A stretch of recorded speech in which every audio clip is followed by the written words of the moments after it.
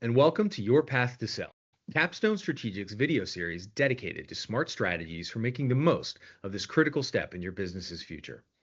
In this episode, we're talking about valuation. Hopefully, we'll help you answer the question, what is my business really worth? I'm Richard Frank, Chief Marketing Officer at Capstone Strategic, and I'm joined by Brian Goodhart, our Director of M&A Advisory Services. For 2 decades, Brian has led mid-market transactions on both the buy and sell sides. He guides clients throughout the entire deal process to help them maximize value and realize their long-term goals. Brian, we've covered a lot of internal questions about readiness, but today we shift to the bottom line, looking at a business's ultimate value in a transaction. So let's start with this question. When owners ask what their business is worth, are they actually asking the right question? So I think it's a really good question to ask, and it's a good question for a number of reasons. Honestly, it's usually a gating item for a lot of business owners. So the question of value is one that if they hear the right number, they may be more or less inclined to sell the business. So that's what I mean by a gating item. Oftentimes business owners say, well, my business has to be worth at least X for me to consider selling it. However, when we talk about valuation, it is a much more slippery concept than you would first think. Because private companies are not traded on a public market where every day you can see how the market views the value of that business and its prospects and its future potential, private businesses often operate in this very kind of ambiguous zone where they're not exactly sure what their business is worth. In addition, most of the transactions that occur involve structure and are privately done, so you can't really even find good information on comparable private transactions, much less a firm that is comparable in yours in terms of age, performance, staff, customers, etc. So while it's a really important question, we have to first understand that valuation is a bigger topic than you first think. It's a little harder to understand, and it's going to be relative to the buyers that we're talking to. Different buyers are going to appraise and assess value in different ways. So that's the first thing we need to think about with valuation. So, what are the biggest factors that actually drive value in a business? Sure. So there are a number of factors that drive value, and we would consider these standard in any business that you're looking at. And the first one of those would be the business's ability to generate cash flow. Now, this cash flow metric could be EBITDA, it could be free cash flow to the firm.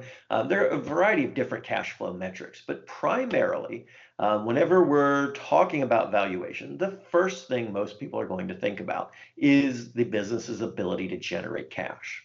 Now, with that being said, cash flow is not the only valuation metric that we look at. Sometimes businesses can be quite valuable, but not especially cash flow positive. So those businesses could be experiencing very rapid revenue growth, or they could have something else unique about them that would lead them to be very valuable. In addition, they may have things inside the firm that others would find quite valuable. For example, they could have valuable intellectual property, they could have valuable real estate, they could have valuable personnel, or any number of other things that perhaps the existing owner is not able to monetize very cleanly, but a strategic buyer or the right financial buyer could generate a lot of free cash flow with those assets if they were able to acquire them. So though we always start with free cash flow, it's certainly not where we end. And no seller should think that just because they don't have very robust free cash flow, that they are unable to sell. Oftentimes, there are many other factors inside that business that make it quite valuable to the right buyer.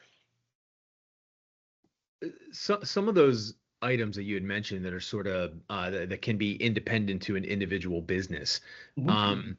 Would those factors sometimes determine the time of when to sell because they could be dependent on trends or dependent on certain sales things that are hot or cold at any Uh, given point?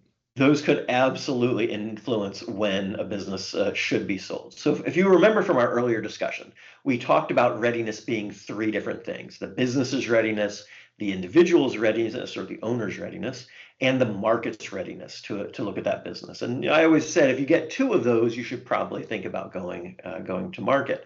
The business's readiness, though, can be impacted by a number of the factors you're talking about right now. So, for example, if you have great intellectual property, but your protection on that is waning, then that may portend negatively for the future of the business.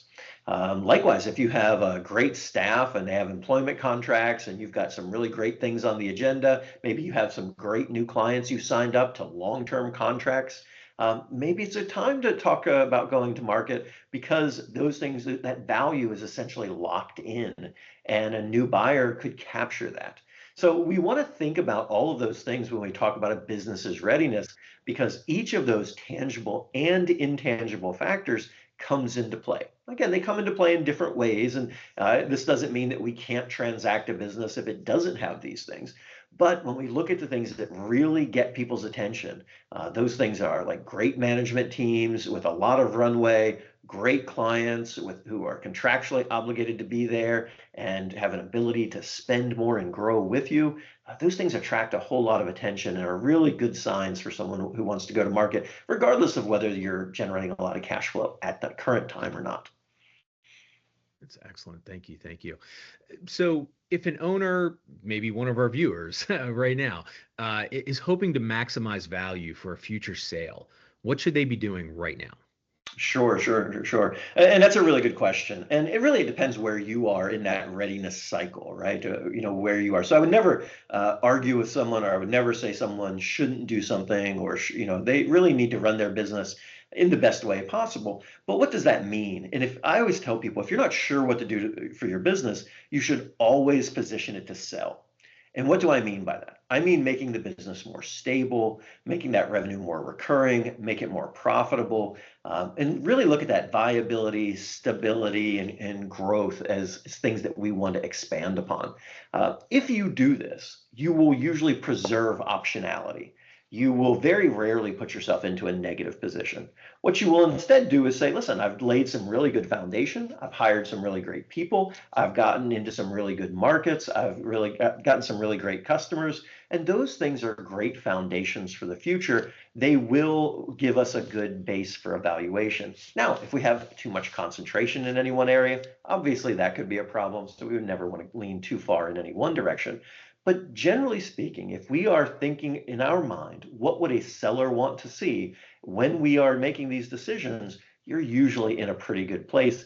And then you can have really robust and substantive discussions with potential buyers, because you can point to all these things. Listen, hey, we've assembled a great team, long runway, a lot of talent. They're going to be here for years. We've assembled some great technologies or some great systems that can enable you to thrive and grow. And we've invested in getting some good customers that we think will be here for one cycle or two cycles, depending on your type of business. And that all portends to great future growth. So before you're going to market, you're having these really good discussions, you're doing this kind of smart strategic planning. That enables you to get into a good transaction because you've preserved all that optionality. That's really the smartest thing you can do. That's excellent. Thank you so much, Brian, as always. And thanks to our viewers for joining along. Your company's value depends on a lot of factors, and value can be defined in many ways. But one thing that is always proving value is having the right advisor to guide you throughout the process. If you're thinking about your path to a sale, let's talk. Reach out to Capstone Strategic on LinkedIn. You can email us at growth@capstonestrategic.com or call 703-854-1910. Until next time, thank you for joining us and have a great day.